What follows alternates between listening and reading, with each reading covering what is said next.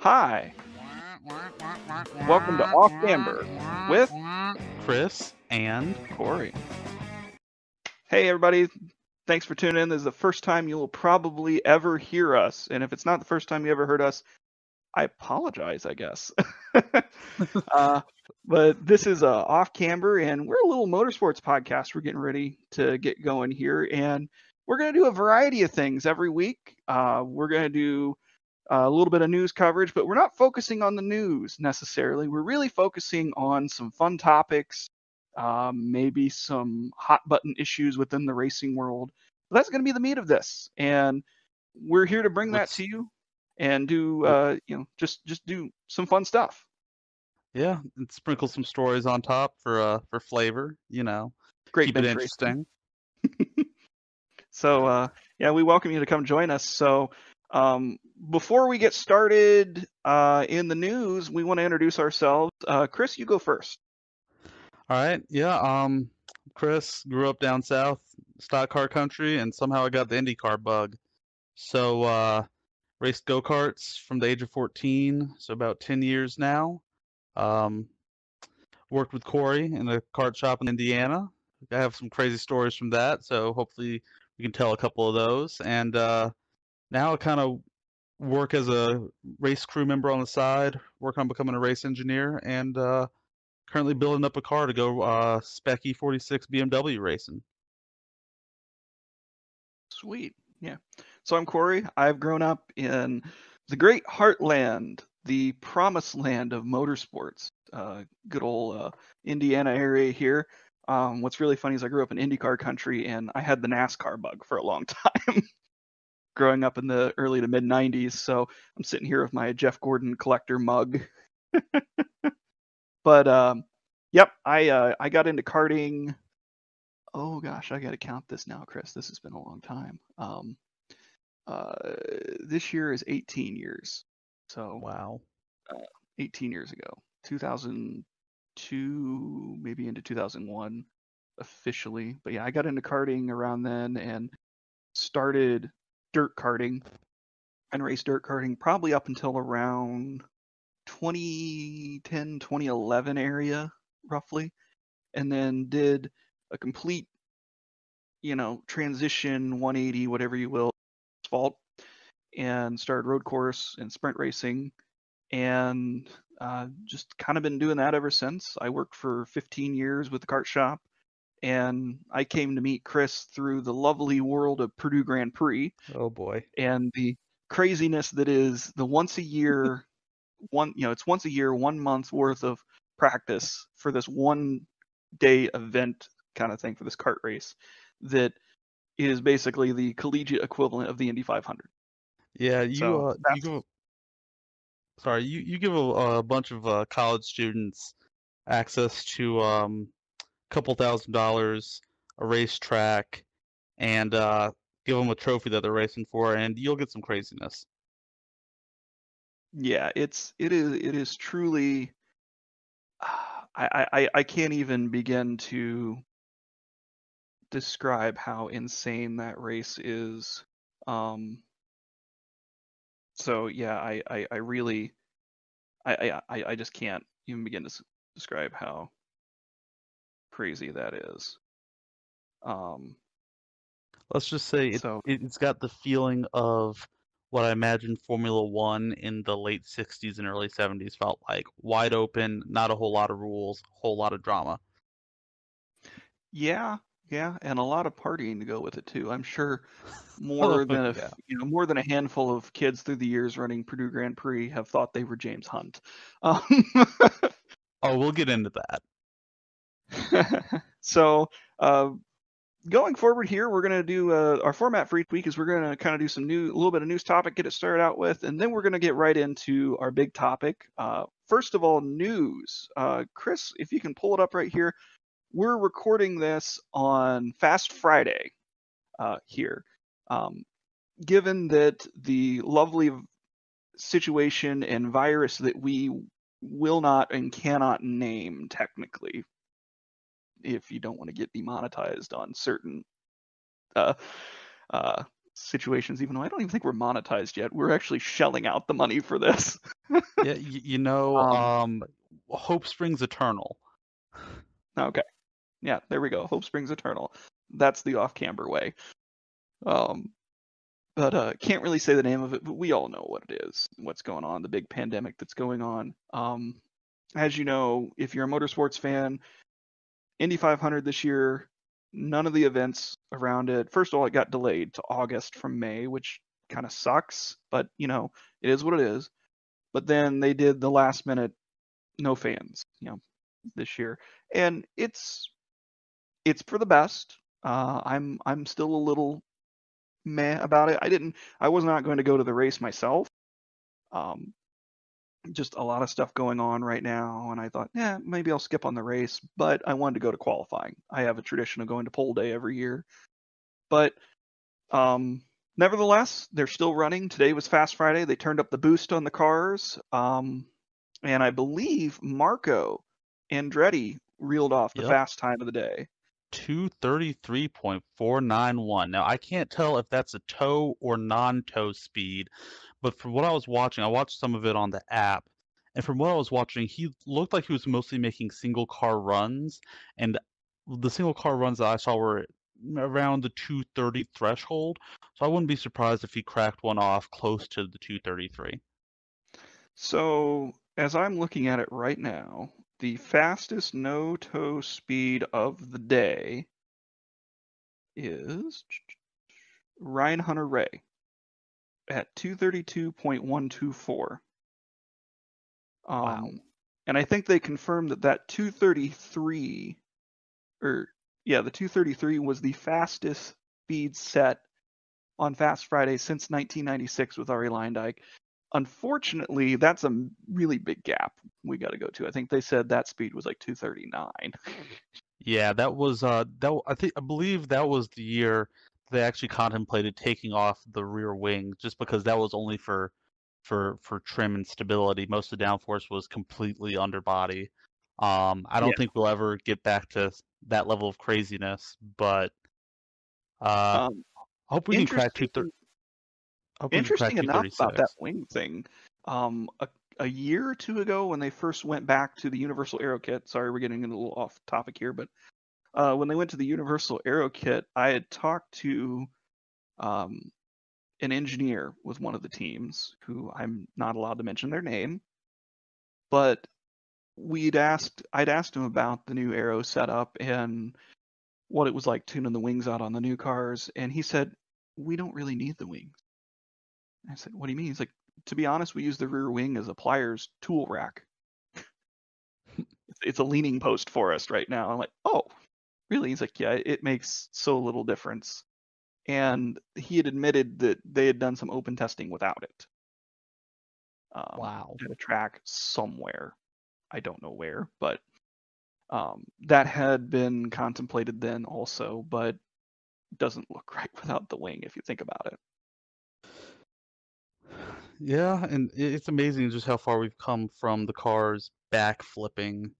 Um, in 2015 when they introduced the manufacturer aero kits and the cars were just as soon as Oh, they'd get yeah. sideways they'd flip to now we're talking about them actually testing with no wing. Yeah. It just shows, where we are innovation wise is mostly constrained by the rule book, not by our understanding of technology. Yeah.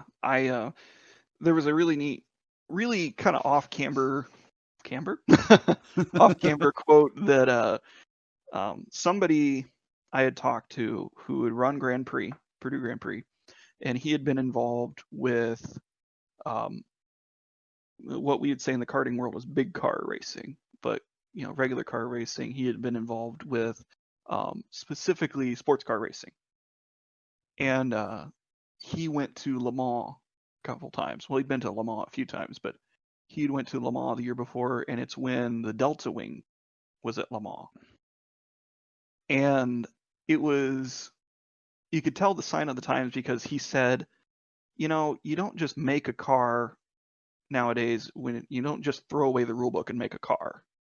You can't just do that. You got to make it within the rules and then show up and expect to race. That's just baloney. And I'm like, Yeah, but I understand the rule book, but at the same time, man, where's the innovation in that? Yeah.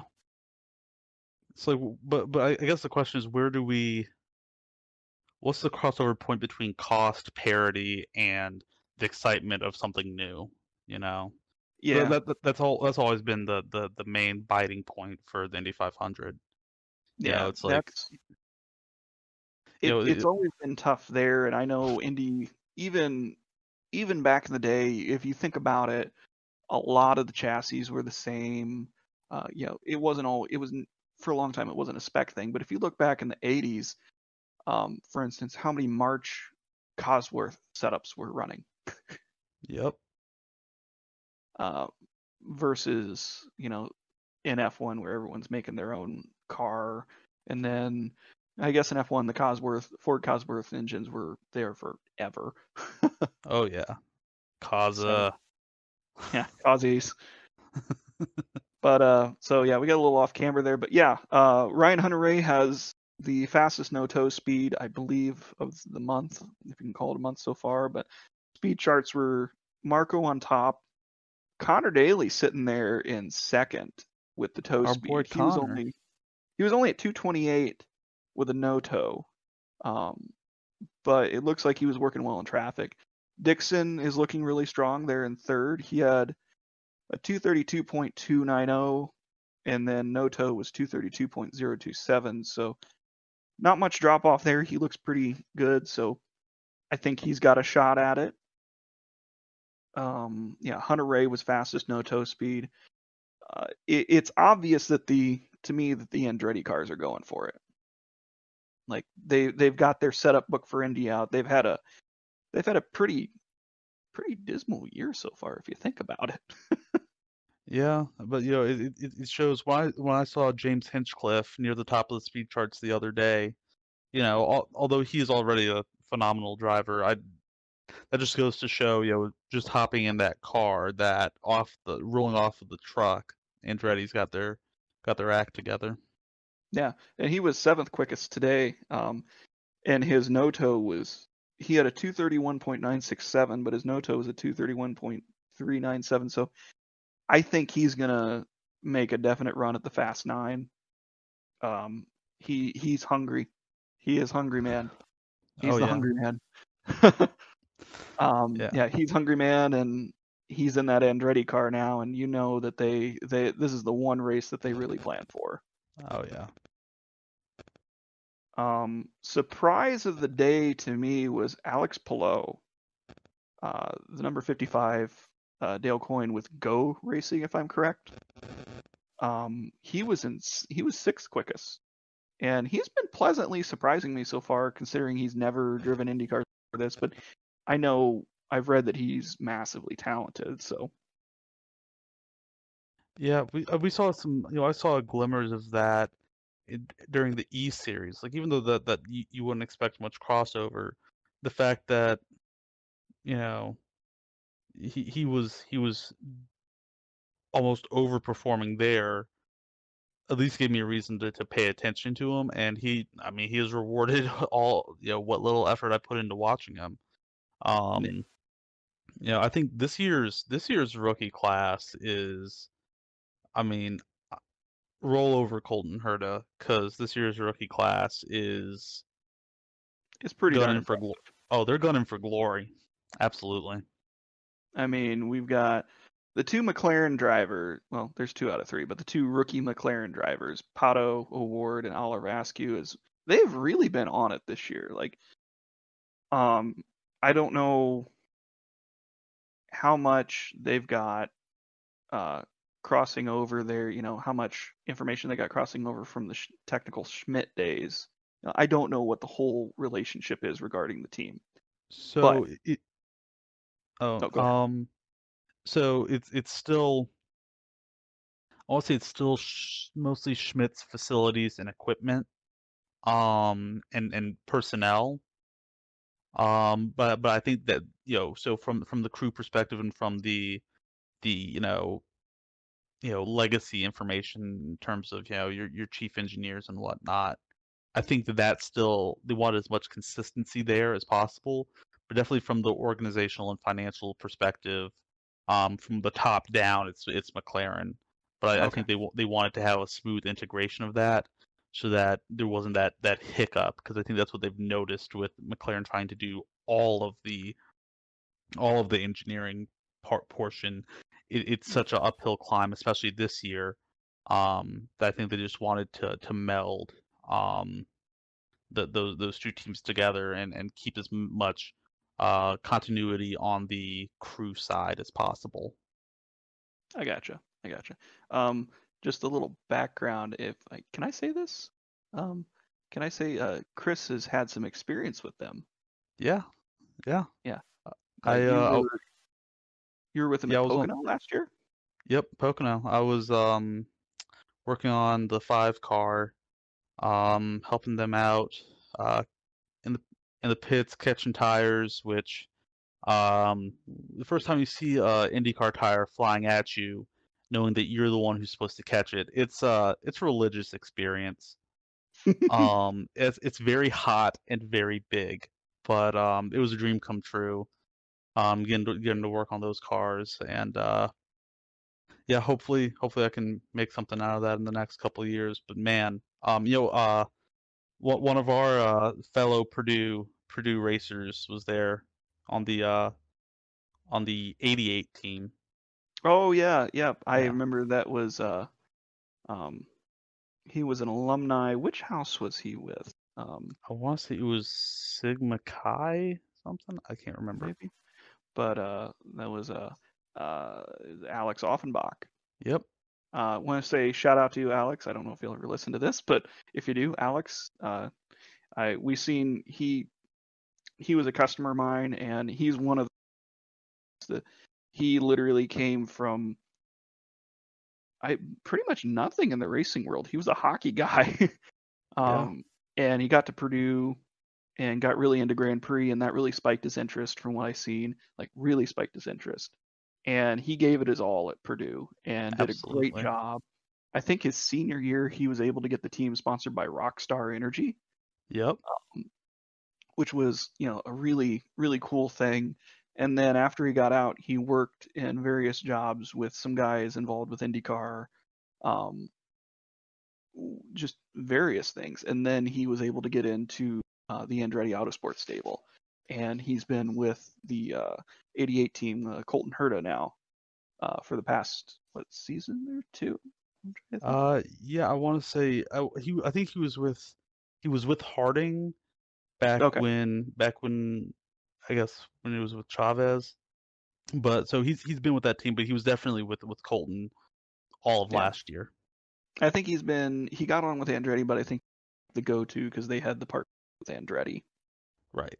Um, so shout out to him, and that was I seen the pictures online of you two standing there like, oh man, that's really cool. Yeah, man. That was one of those it was worth it moments. Like it was anyone who's involved in racing knows there are some long, hard nights spent Yeah, spent doing stuff. Um, but when you're there and you see another person who went through the same stuff and you're both there, it's a magical feeling. yeah. The stories I've heard, I've crewed for a very small sports car team that did basically D Sport prototypes, and I was one of one or two guys on the crew. That's how small we were, besides the owner driver. And that was luckily that car was pretty low maintenance. It was one of those plug and play for if you have a lot of money Yeah. and you're not willing to just set it on fire right away. You want to slow burn. Um, that was pretty easy, but being the over the wall guy when he comes in, pit stops necessarily. It was sprint racing, but when he comes in and I'm the over the wall guy to do, then I'm like, oh boy, I'm in charge of this whole car right now, Yep. and I got to make sure this guy gets back home safely. So that's a lot. And our boss, he was I believe, crew chief in the late great Can-Am series back in the '70s. Um, and lots of fun stories I've heard with that. But he worked for a local guy here in Indiana who happened to race. he had bought a McLaren setup. M8D. Yep. Yeah. I forget which one exactly, but it was he bought a McLaren setup and decided to go racing with it, and had only ever driven some minor stuff, I think, in like SCCA or something, but went into the McLaren, went into the Can-Am series, and this was right about the time, right at or right before Penske rolled out the Can-Am Killer. Oh boy. Yeah, that I think someday we'll have to tell that story, the unobtainium quote. Yeah, so quick reference, they were rolling across the scales because the Can-Am rule book was, like all of 3 pages, I think. It was mainly air. The car had to have covered wheels, had to have 4 wheels, all 4 wheels had to be covered, and there had to be room in the cockpit for 2 seats, even though you didn't have to have 2 seats. And from what I understand, that's about it. For the most part, I believe they had to have traditional ways of making the frame, which carbon fiber wasn't an option yet. It was far off in the future, so to speak. But all the McLarens and Lolas are rolling up the scales, and then Penske comes up with their first rendition of the Porsche, the Can-Am Killer, and they roll across the scales, and it's like something like 500 or 600 pounds lighter than anything else. Yep. He said, and one of the guys running one, or it might have been Dan Gurney actually. I think he said Dan Gurney was there at the scales because he was rolling across with one of his cars, and he turned to Donahue and asked him, "What the hell's that thing made out of?" And Donahue stood there for a moment, look with a studied look on his face, and then turns to me. He's like, "Unobtainium." Classic middle finger. Yeah, and the Donahue way of saying things is, "We have it, you don't. Heck with you." Yep. So yeah, that was one of the many stories I've heard from the Can-Am side of things. But yeah, the late nights working on cars. He talked about they had to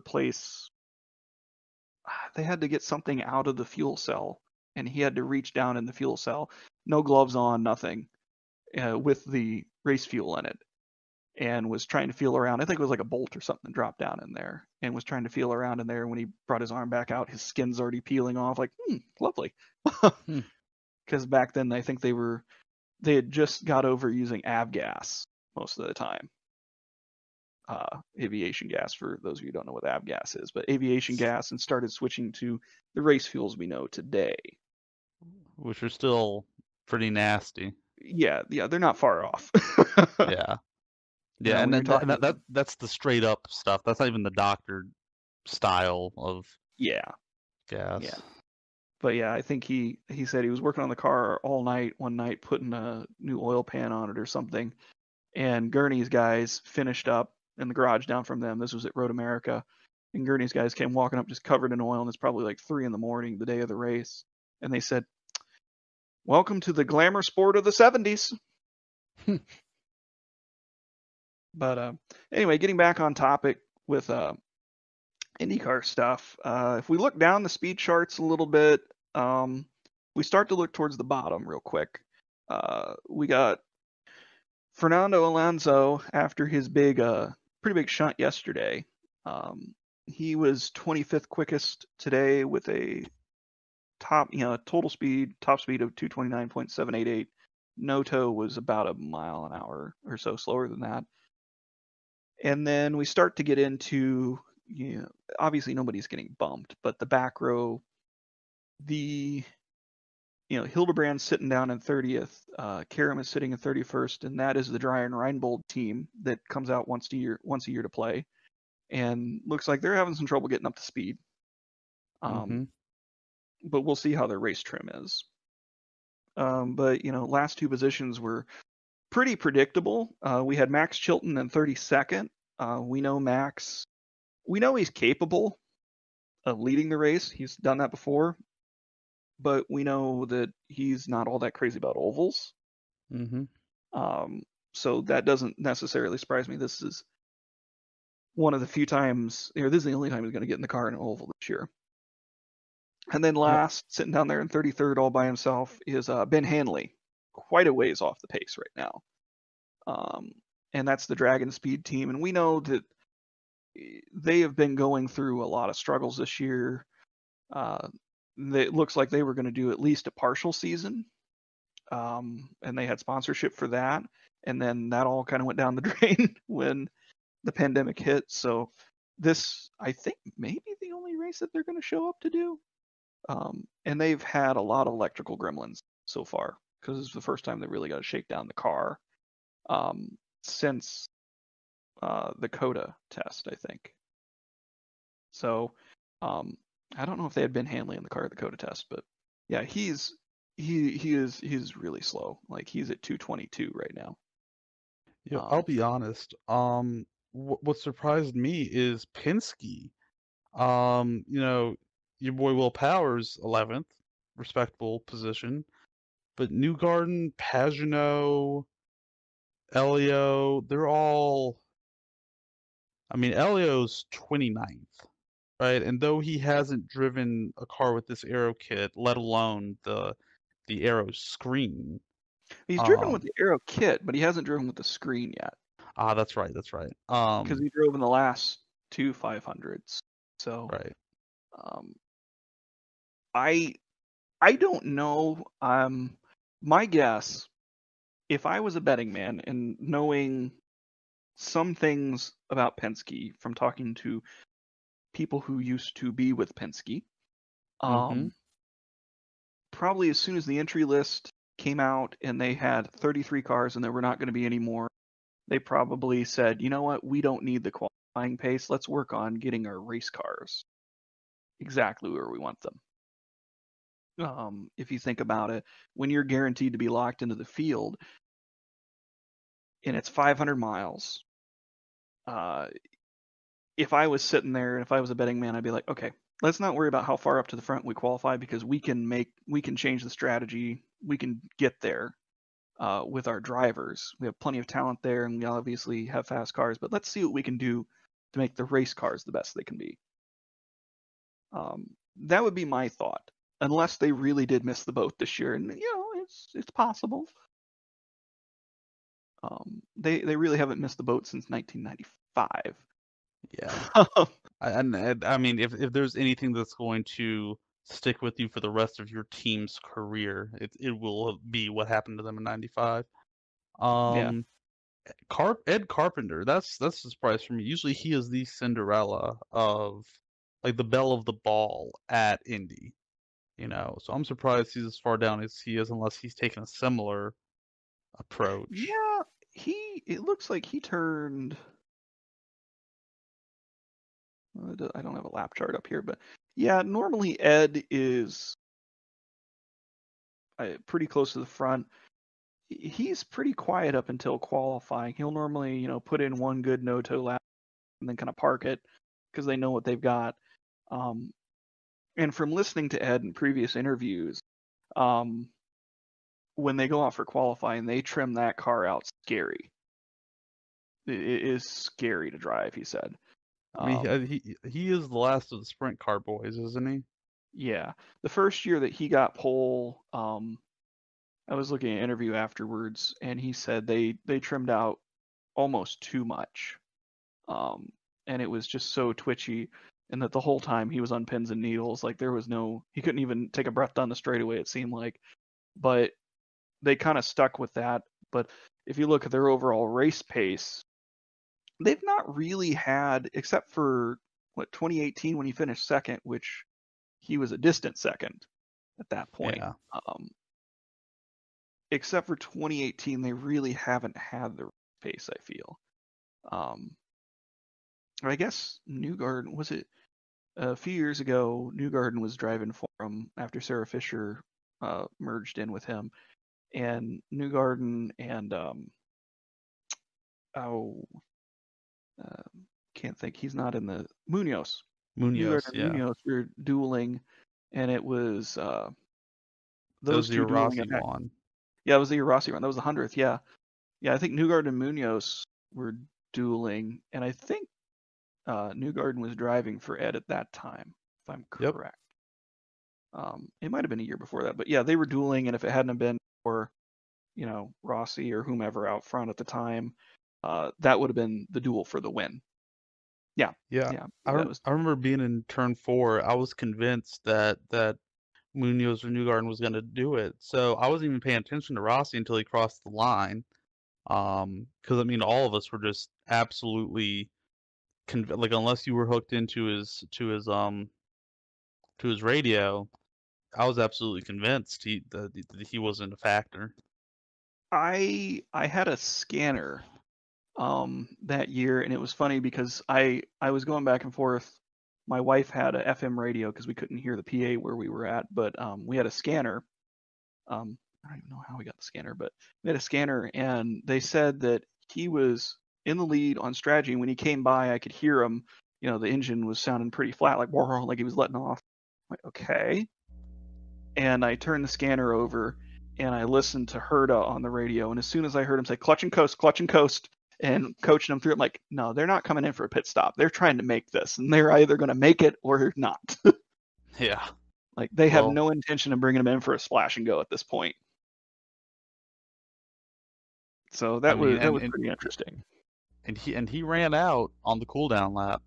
Yeah, Like, that was but yeah, that abs- battle for second place was, it's been so overshadowed by the clutch and coast. But man, the battle for second was crazy, and it was, to be honest, parts of it were really akin to last year's battle with Pagenaud and Rossi. I feel like. So, but that's kind of where we're at with qualifying. Obviously, Connor Daly's up towards the front, so we know they might have been running like a split strategy, really, on some stuff. Even though Connor turned out his no-toe was 228 something, Ed's was a 229. So I think they've still got the qualifying chops.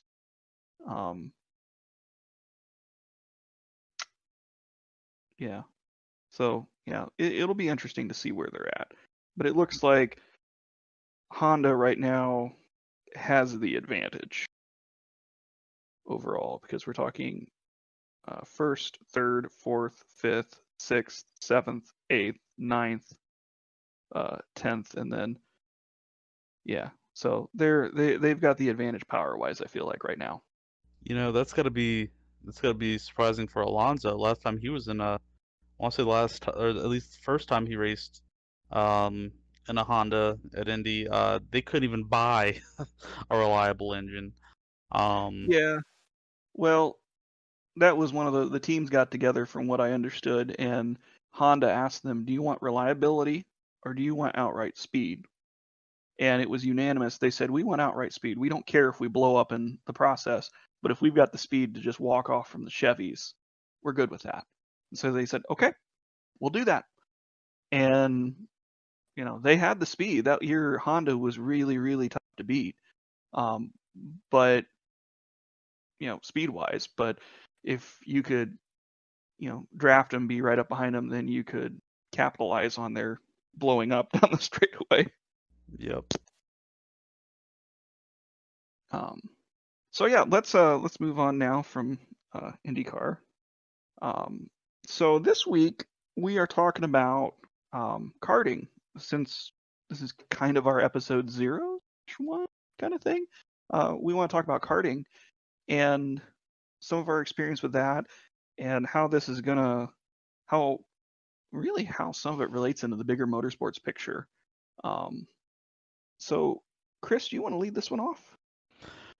Sure.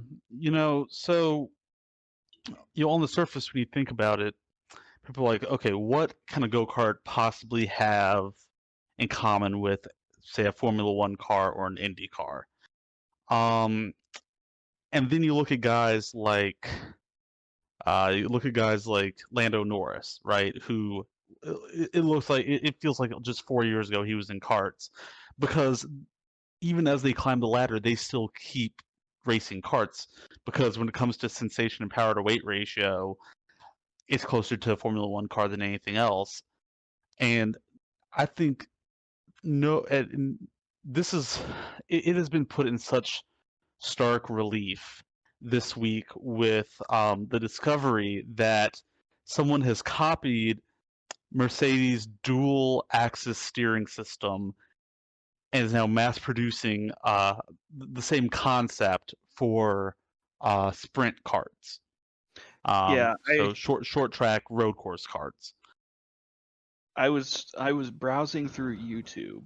Just I think it was last night or the night before. I was browsing through YouTube like half asleep, and it popped up in recommended videos from somebody that it was a review of the new whatever company's uh, new steering system. Okay, whatever. This looks kind of interesting because I seen a CNC machine steering shaft or steering block.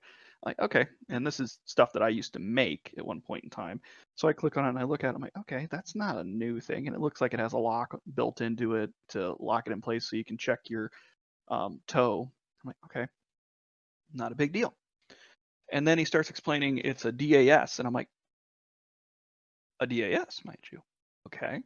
And I take a look, and it has more than a block. It's got it looks like hardened steel sleeves that go directly on the shaft in the bottom bearing, and into it's integrated with the steering block.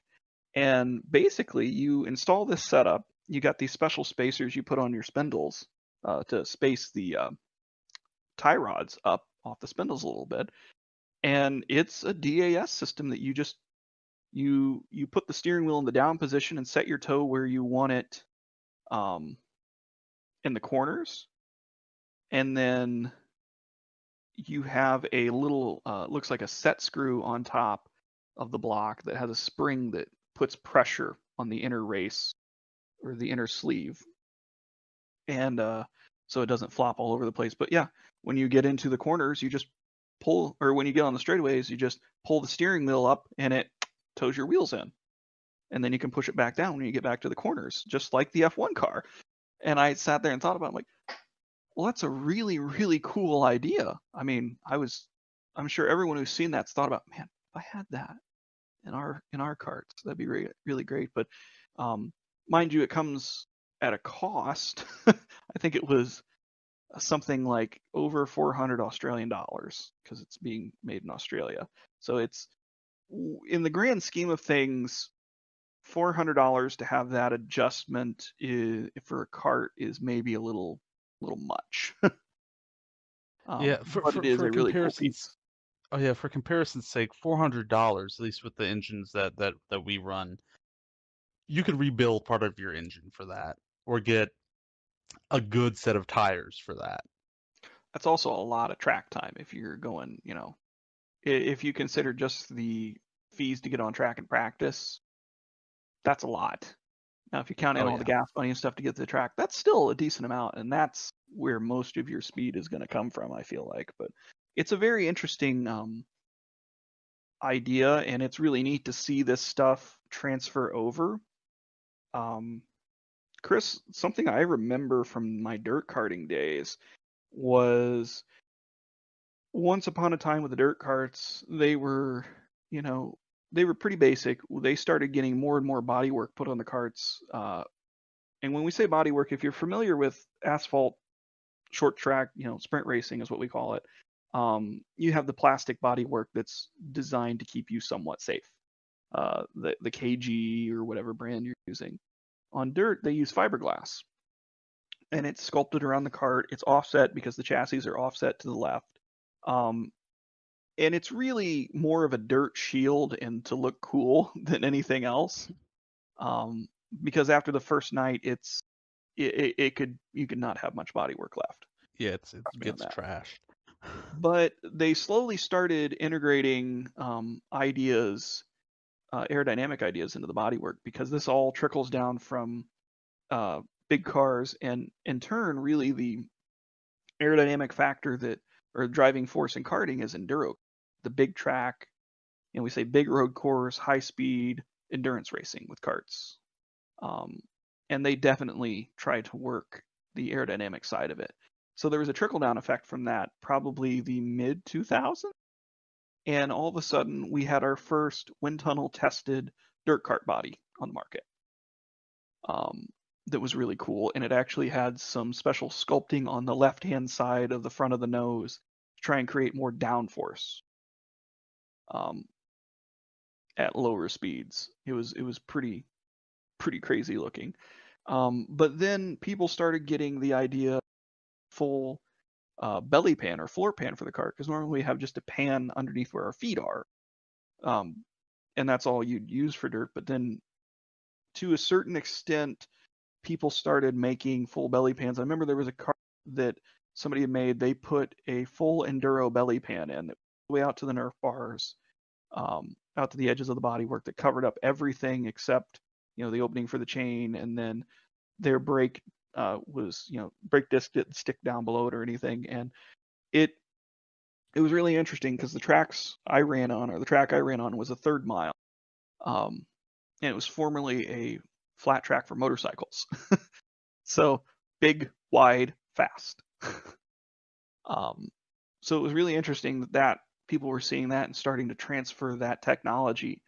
Whether or not it actually did anything on that track was debatable. I know at one point in time we tried a real streamlined body that had really tall sides on it that would keep air from spilling over in the cockpit, and actually it went back over the rear wheels and flicked up into little gurney flaps.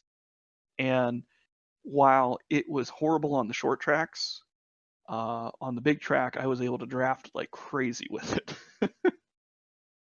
Yeah, that's one of those things that I don't think people realize about karting is that it really is a scientific endeavor, because it's so distilled down, on paper it's so distilled down into pure physics. You really don't have any springs. It's just, the chassis and the tires, that you are forced to really think outside the box, with the way you build the engine, with the way you build the body, with the way you manipulate the metallurgy of the chassis. It really is a pretty scientific pursuit.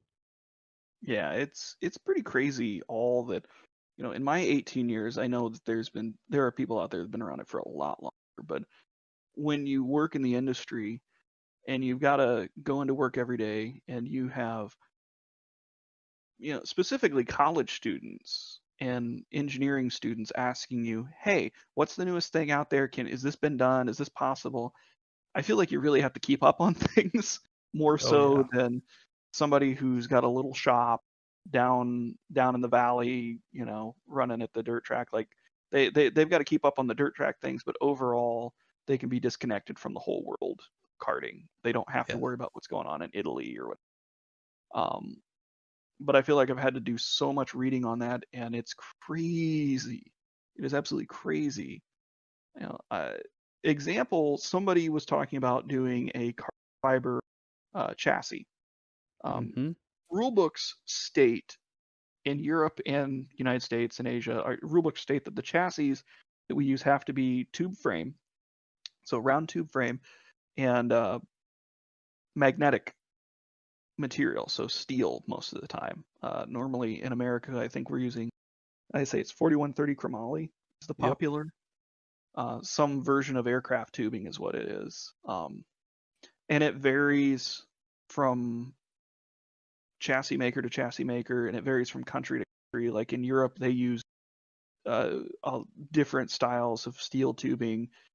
It was once referred to, we called it bicycle tubing. For a while, they were making chassis very, very soft tubing, and they didn't last very long, apparently, by the factory driver standards. And things have changed. Things have come forward. They have found new ways of developing the tubing and things that work better. But I remember the story, somebody was asking about the carbon fiber frame, and I pointed out in the rulebook that it had to be magnetic material. And they said, "Oh, well, we'll figure out a way around."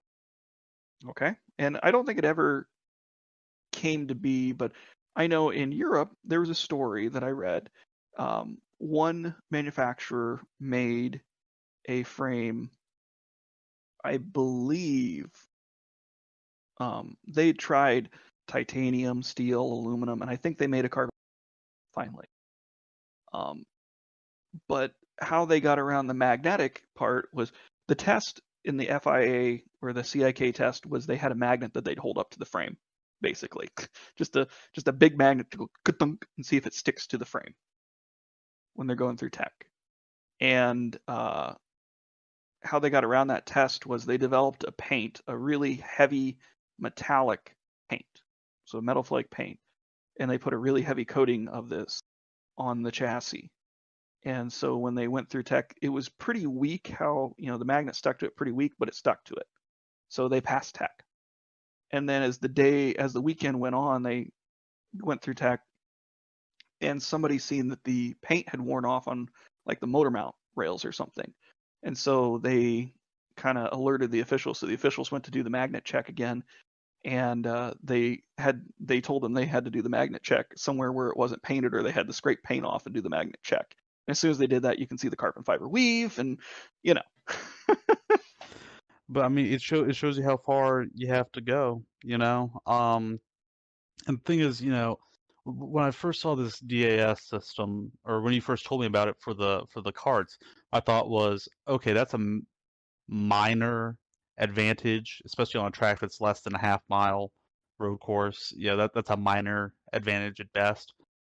But I wouldn't be surprised if a lot of the guys in SCUSA, USPKS, if you see it start popping up, just I think it's going to be the next best thing since sliced bread for those guys. It's going to be, an aftermarket accessory that you have to order with the chassis, or if these manufacturers, the big Italian manufacturers or whatever see it, I think they're going to start coming up with their own version of it.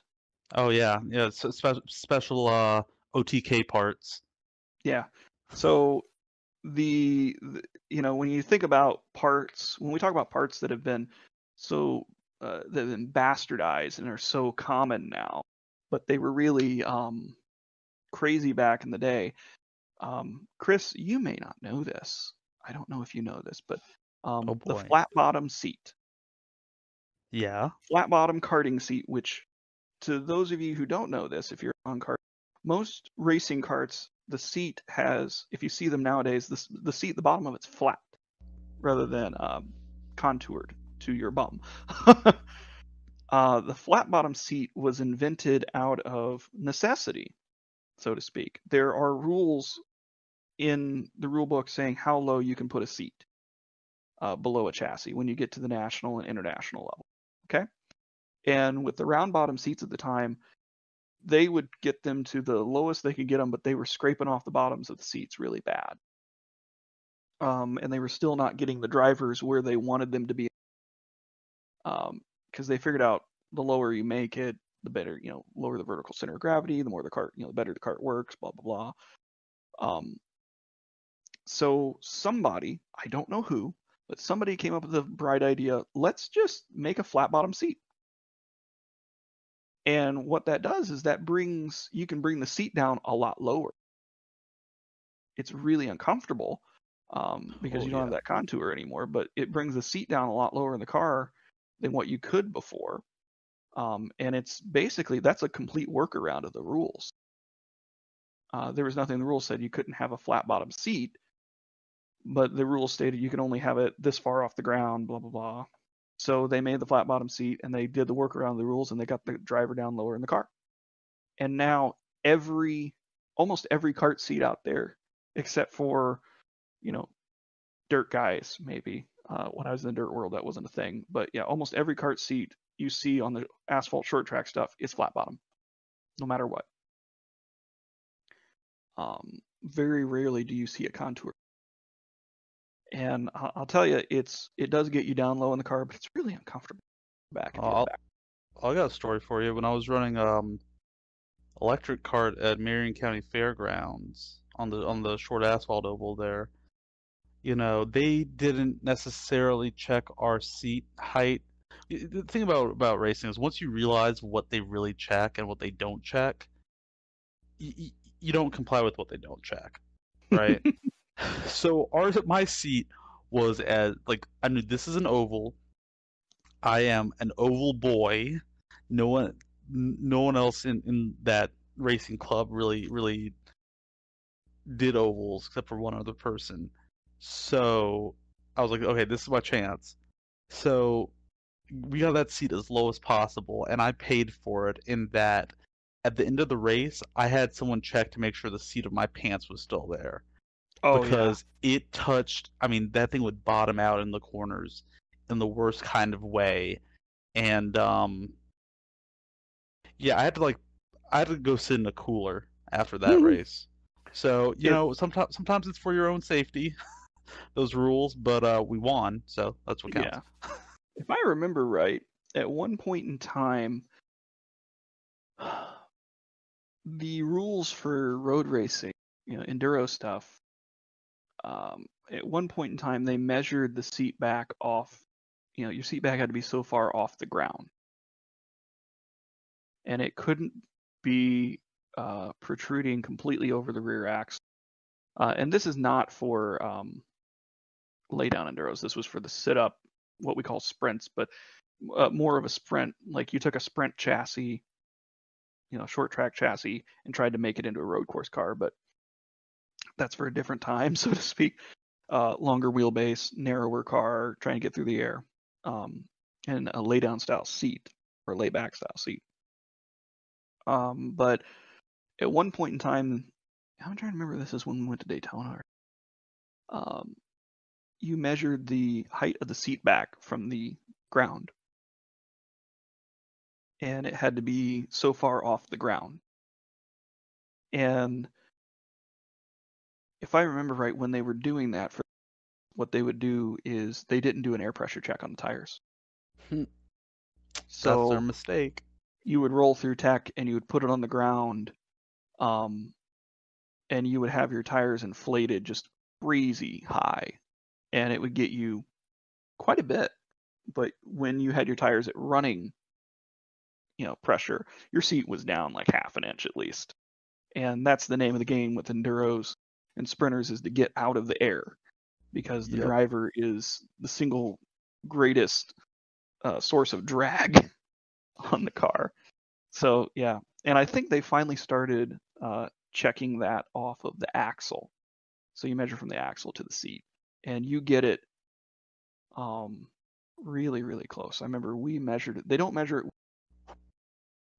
so we got it as close as we could. But when I get in the car, the seat is a thin enough fiberglass that the seat, like the whole thing, leans back a little bit more, probably a good half an inch at least. So I'm like, oh, that's cool. Yeah. And they do that on purpose. The manufacturers of the seats do, and some people build their own seats. So, but that was a nice, neat little innovation. When we talk about getting out of the air, I remember the story. There's a reason that the driver has to. One of the rules now are you have to see some part of the driver, like their head has to stick out above the car, and the bodywork cannot completely cover their body or their legs. And the story was, this was a engineering student who ran the Grand Prix at Purdue, went down there and rolled off the grid, and he had the steering set up as tiller steering. So the steering wheel, or the steering bar, as I should say, was flat, so he'd steer it instead of it facing up in like a vertical position. It was kind of horizontal. He'd steer it like that. So he got up through the infield, and you could see his head and whatnot, but there was no seat in the car. And he would get up onto the banking at Daytona, and he'd look to make sure he was clear, and then he'd just scoot down in the car and roll his head sideways beneath the bodywork. And there was no part of the driver or steering or engine, for that matter, I don't remember if the engine was sitting up enough, sticking out of the bodywork. And in case you ever wondered whether or not we're crazy, yes. Yes. He won that year by like a very large margin, from what I understand. And there was no rule against it, but you can bet the next race that they held, there was a rule. Yeah, he created that rule. And Yeah, it's crazy. All the aero stuff that I've seen or been part of in some small aspect in the enduro karting world. Um, knowing that I worked for a shop that they made rules specifically aimed at us. Oh yeah, cylinder head, concentricity. um, Um, Aero uh, screen rules. yep. We used to run a series of aero screens on the car. They were Lexan, I believe. They were clear, and I guess we had access. The team, the shop that we worked for had access to wind tunnel at one time. Um, and this was one of the few things that they were able to find in the wind tunnel because they didn't know exactly what the heck they were doing because they were pretty amateur. You're talking a bunch of guys who are just trying stuff who are not qualified to be aero engineers.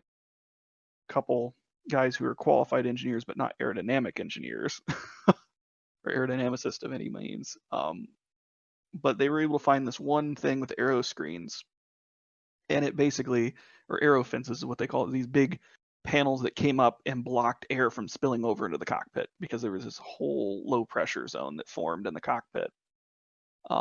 So they were able to do these aero screens, and there was no rule against it at the time, and they were really fast. They were very fast with them. And then I guess when I was racing, they had outlawed these screens, and it was funny because we were pulling in through tech at Gateway, and the guy who I was running for said, well, it was right about here that the tech man for the national championship came up and said, can't run those anymore. And it was the last race of the year. I'm like, well, what are you talking about? We're done. And he's like, next year, they're outlawed. And we're naming the rule after your shop. Like, and that's the second rule I think that they came out with specifically relating to us. Yeah. Man, Speaking of the wind tunnel, they did try putting a splitter on one of those things and about broke the front nose off of it with just how much pressure it produced. I remember that. They put a splitter on it.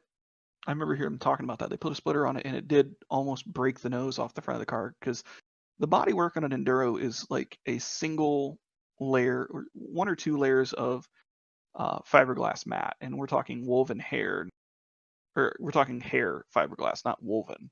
So it's not very strong. So yeah, they did that, and it about broke the nose off the car. They did think they figured out aero skirts, like what used to be an F1 back in the, was it early 80s? They had the skirts, late 70s, early 80s. Yeah, late 70s, yeah. And they had these rubber skirts or whatever they put on the sides and the front of the car, and they thought they had it all figured out. They get down to Daytona, and they just can't find speed. They are just slower than slow. Can't figure out what it is. They're trying all kinds of things with the engine. Finally, the guy who was an engineering grad and he was driving for the team, he finally got so mad he walked up to the car and ripped the skirts off. Just pulled all the rivets out, ripped them off, left it as is, and drove it out for practice and automatically found 2 seconds. At least. And he was running in the top 5 the rest of the week or weekend. And what they didn't factor in is the wind tunnel they were in did not have a rolling floor. Yep, once it gets sucked down and they touch and then you get friction. So it was sucking the car down too much to the track. Yeah. And they had no way of measuring that in the wind tunnel. So they're like, oh, it's sucking the car down the track. Not thinking, okay, there's too much friction on everything now and too much downforce. Like we've created too much. They were thinking, what is the term here or the phrase? They were so concerned with that they could do it, they weren't concerned whether or not they should do it. I mean, that is the main problem with racing and Purdue and engineers. Just like all in a nutshell. It's like, can we? Yeah, but should you? Absolutely not. But that never stopped anyone that I went to school with.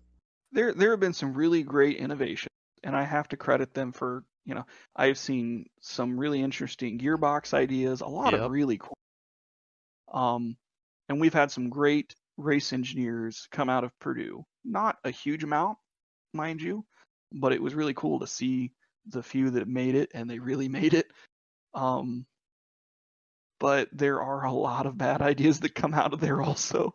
But that's with any, with any engineering department, any, F1 teams, I'm sure that there are just a tray full of ideas. If they still use paper, I'm sure it's all email. There's an inbox somewhere full of ideas coming in from the engineers with, like, at Mercedes.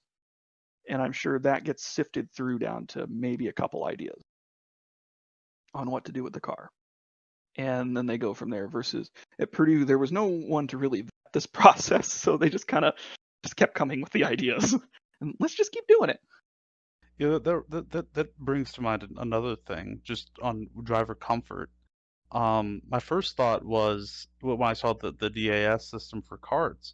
So, I mean, one of my first thoughts, I think I've used that phrase already tonight, but one of my first thoughts was, well, I pull on that steering wheel pretty hard in the middle of a corner, especially in the semi laydown karts, where after you've had a couple of heavy braking zones, you've basically pushed yourself backwards out of the seat. And so I on a straightaway, I would actually pull on it just to pull myself down into the or in a corner, just pull on it just to pull myself back down into the kart properly. I hang on to that thing for dear life. So that's just when we're talking about things that drivers do that you wouldn't think they would do, but just out of comfort and just out of habit, then how that can kind of clash with whatever the engineering intent of the system is. Yeah, it's like flat bottom seats. There's so many. I drive my sprint or my sit-up enduro that I drive has a full-size karting steering wheel in it, so flat top, round sides, and bottom, which is the standard fare for karts. And most enduro racers use a butterfly-shaped steering wheel that is really just it looks like like a Top Fuel dragster wheel almost, really. Just not dished as much. But that's what most people use in that, and I just got so used to the big steering wheel like that, and it's well within the bodywork, so it's not sticking out. And we can do that when you're in a laydown car, because the steering wheel is literally, and pardon me for this, it is in your crotch. There is no room because you're trying to keep the steering wheel down as low as possible. And actually, the kart I ran when I was in laydowns, we cut the top of the steering wheel off to keep the nubs from sticking up in the air. And I got yelled at when I put my thumbs on top of it. But yeah, Come on, Corey, the Sprinter, that's extra drag. Yeah, I know. That's why I had to wear the extra slippery gloves instead of the old gloves that were good. But yeah, I run this big steering wheel, and somebody made the comment, "Oh yeah, you big steering wheel. When I watch my GoPro videos, I know it's you because you're the only one running the big steering wheel." I'm like, "What? I'm used to it. It's my comfort zone at the moment." And I think in the future I could run a butterfly again, but it's just a butterfly steering wheel. You have so little. You're not supposed to turn it much. You're supposed to steer it with the pulse, with your own pulse. Yeah. And with a big steering wheel, for the longest time, you get more leverage out of it.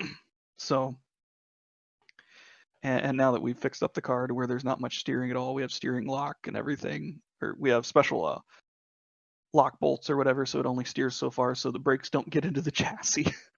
I probably could use the butterfly again, but yeah, it's a comfort thing, and it's something you don't really think about until you don't have it. It's like, huh, really? Oh, interesting thing I seen. We were talking about seats. There's, flat bottom seats are all the rage.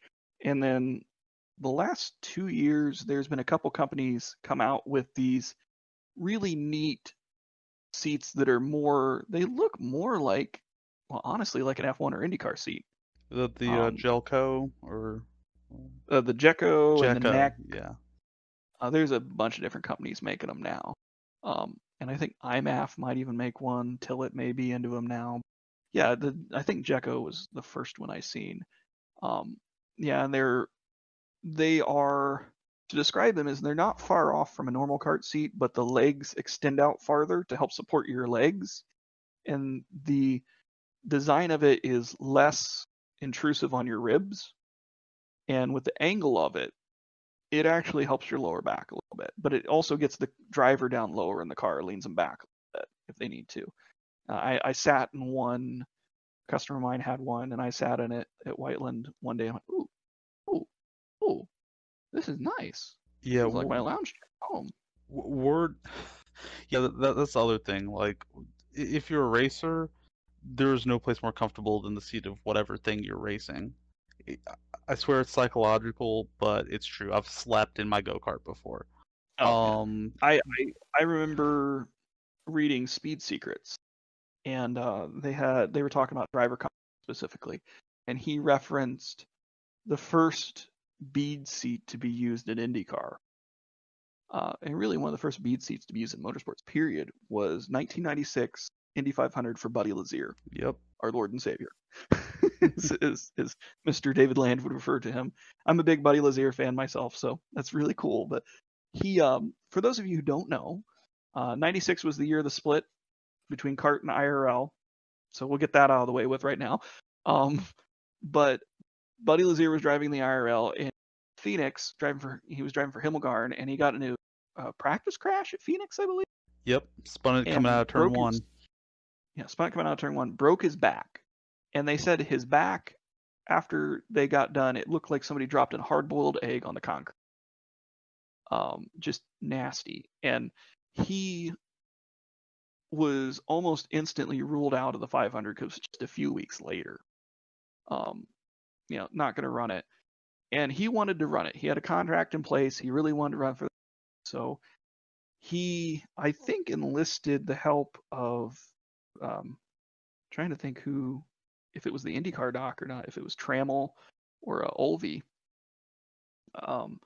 But they helped develop this seat for him because he was so uncomfortable. And basically, we know it nowadays is the standard seat that you would get in it was a special shock absorbing seat is what they called it back then. But nowadays, it's the bead seat. You can buy stuff for bead seats, and it's common throughout all car racing, except for, oval track stuff. So any Formula car, prototype, Formula cars and prototypes, they use bead seats. So basically what they do, they fill a bag with these beads that do they have some kind of epoxy in it or something? So it's expanding foam, basically. Because when I was at Road Atlanta for the BMW sports cars, some of the drivers, like one driver got his mold taken, and they actually did the pouring. Like, he sat in his regular race seat, and then they poured it around him in like a plastic bag, and as soon as he got it done, all the other drivers wanted it. But it's basically heat activated expanding foam. Yeah, heat activated expanding foam. The driver sits there the whole time that it's drying because they use the body heat of the driver. But yeah, it was the first bead seat, I believe, to be used in an IndyCar setting. And it was the only, they were just trying to build something that would get him through qualifying in a few laps of the 500. They didn't think it was going to finish. And I think the article or the sentence read that he knew that he had discovered something positive when they came in one morning and they were doing work in the Himmelgarn shop, and Buddy was asleep in the car. Mm-hmm. And Buddy was having a lot of trouble sleeping. He couldn't lay down. He couldn't sit up. He couldn't stand, obviously. So he just couldn't sleep for more than, I think they said, half an hour tops was his sleeping. And then he'd have to get up and then try and lay back down or try and sit back down. But they knew they discovered something when he'd been asleep in the car for hours. And it's like, okay, well, maybe there's something to this. And then, the rest is history. He went on to win the 500 with a broken back, which, no matter who you are, that's pretty impressive. Yep. I'm telling you, the Buddy Lazier deserves more props than he gets, I know that. Just for the perseverance. Man, to come back and to win that with a broken back, to finish the race with a broken back, but to win it, man, you are tough. So from us here, props, buddy, props. Absolutely. But yeah, that's a driver comfort thing that we look at. Like, you just can't get past some of those driver comforts. And that kind of leads into, we were talking about this seat, and I recently seen a tweet or an Instagram post by Will Power. Will Power has started his own karting brand, Will Power Kart, and he the brand, I believe, is mainly based here in Indiana, and they're doing a lot of work with Newcastle and Whiteland. But Will lives down in North Carolina, close to the Penske shop, so they also have their satellite operation there, and he goes out to GoPro and practices a lot. It's my home track. And he was complaining about his, he wears a rib vest. He was complaining about his ribs hurting, because anyone who's done karting or gotten into karting, you hurt your ribs. That's just, you may not break your ribs, but you will bruise them. You will do all kinds of fun stuff to them. It's really, really hard on the ribs. And he wanted to not hurt his ribs, so he took one of these Jekko, we'll call them the Jekko style seat.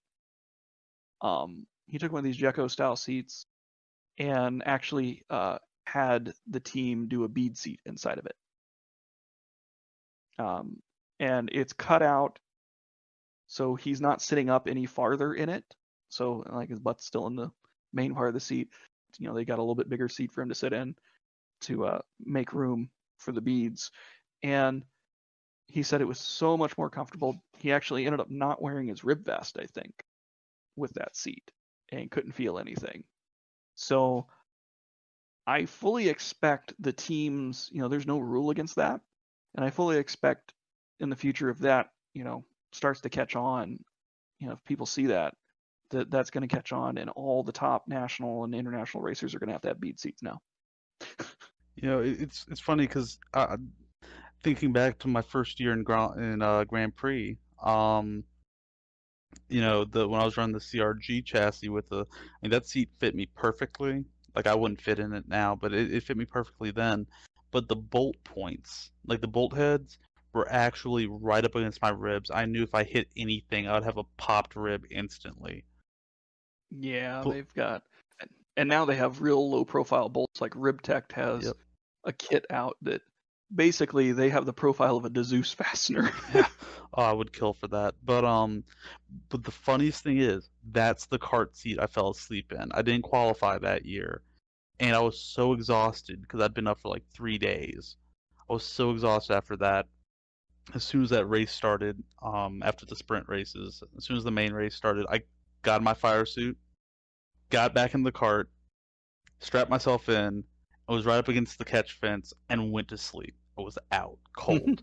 So, but as Corey said about your ribs, I will say about your back. If you're a karter, you will have a lower back issue. I promise you. Yeah, that's I'm getting there, or I've been there. Oh, I'm there. I went to the chiropractor for the first time, I think last year. I finally went, and they did the first appointment. We did X-rays and examined, and if that was right for me, or if I needed to go to a real doctor. And he looked. He's like, "No, I can help you, but here's what your problem is." And I'm like, "Yeah, stuff kind of slips out of place just whenever it wants to. I'm just walking, just slips out of place." And he's and I had broken my tailbone really bad back in high school. And that never, apparently you can fix that. I'm not a doctor, but I broke it and actually bent it upwards. But he noted that, and that he's like, that's part of it, but the rest of this is a lot of wear and tear going on there. Yeah, I have some pretty crazy extracurricular activities. He quit asking questions at that point. Yeah, at that point, it's like, I think it's better just from a liability perspective if I don't know. Yeah. But that was really nice before the pandemic to be able to go in and get things straightened out. Before a race weekend, so I could go into it like fully relaxed, ready to go. I know that's what I did, I think, before Mid-Ohio. I guess it was a couple years ago. I started going, but I went. Was I that the think I one? went to the chiropractor. Was that the one where you won in the Yeah, semi yeah, we had laydown? back to back. Yeah, we had back to back. Ran 2 days, won 2 races. Went to the chiropractor right before that. I'm like, yeah, this is good. little crunching going on there. But yeah, comfort, innovation, and yeah, you'll have that problem in karting. Karting is a great place. It can be such a pure form of motorsport, and it can be so all-encompassing that it can be an end within itself. And something I want to tell people is you don't have to move on from it if you ever make it into it. There's nobody, unless your mom or dad, if you're younger and listening, unless your mom or dad tell you no, you either move on and get make this a career, or you don't go any farther. We're going to stop paying for it. Then you got to stop. But I'm 31 years old, and I'm planning for the long term. This is 18 years. I am definitely doing everything within my power to get to 20 years, because I want to throw like a party every race weekend that year. Because a lot of the kids I start are no longer in racing. There's of the kids I started out with when I ran rookie class, and they were younger than I was. I was 13 when I started, and I ran against a lot of much younger kids. One that I know of is still racing. I think he's still racing, and he's running at a local track in big cars or street stocks or something. So I'm desperately trying to make it to 20 years with this. And I wanted to move on to something bigger. Everyone does, but it's become an end within itself, especially when the budget doors closed in my face big time. But here's what I'll say for Corey, because he doesn't toot his own horn very often. But when I talk about people who are prolific within their segment of the sport, this is a guy who has enough trophies from racing various types of karts. He has enough trophies that he's been able to give some away to people who want to race, but there was no trophy for them. So my hat's off to you, Corey, for that. Oh, thanks. I try not to get into that too much. That's not. I love what I do, and I love being involved in motorsports. And honestly, I'm thankful for being in karting at this point, because I can sit back and watch the Indy 500 and these guys really sweat 500, and I can sit back and enjoy it. Right. I don't have to be the one sweating. Would I love to have that chance? Would anyone love to have that chance? Oh, hell yeah. Yeah, I'd love that. But I don't need it.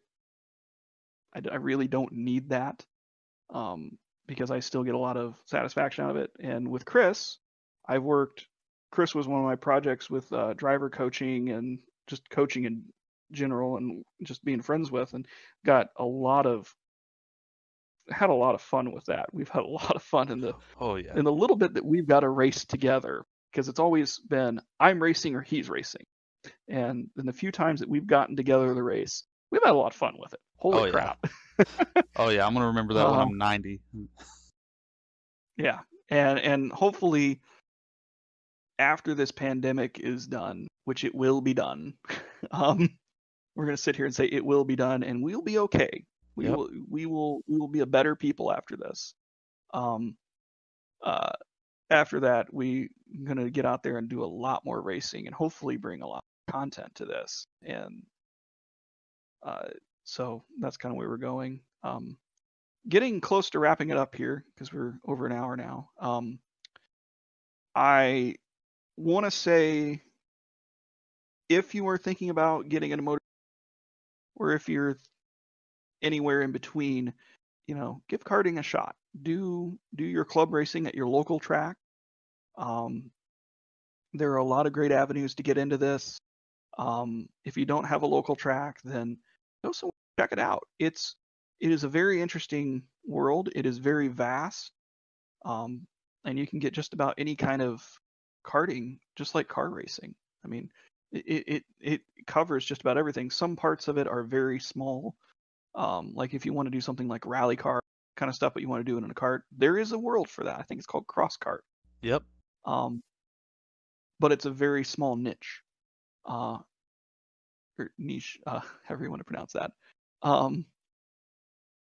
But it does exist in karting.